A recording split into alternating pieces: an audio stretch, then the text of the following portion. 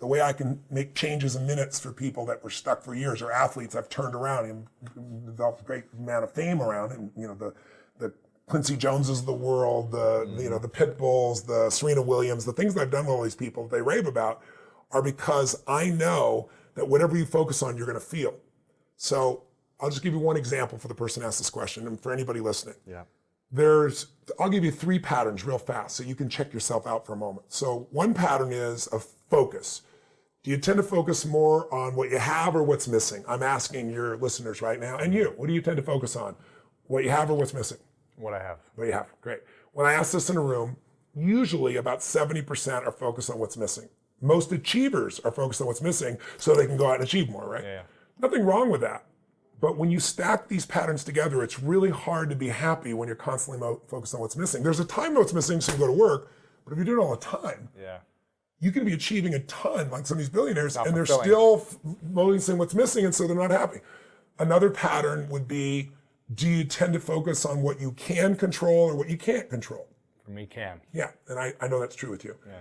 The majority of people is what they can't control. Right. Now, if you focus on what's missing all the time and what you can't control, you're gonna be depressed. I don't care if you take Prozac or Zoloft or anything else. Your depression is not a Zoloft deficiency. It is the fact that you are doing something in your mind that is producing that depression. And if you constantly focus on what's missing and what you can't control, and let's add a third one, do you tend to focus more on things in the past, the present, or the future?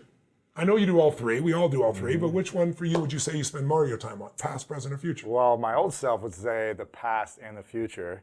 Now after going to One World Academy, I'm very present and future. Good. Yeah. Well, there's no right or wrong, Right, but right. the past, you can't do anything about it. So the more you focus there, unless you're learning something from it, it's pretty much a waste.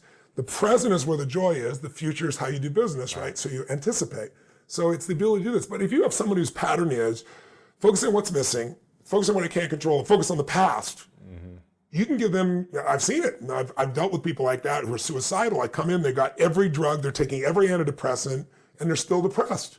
In fact, I'll ask in audiences all the time, how many of you know somebody who takes antidepressants and is still depressed?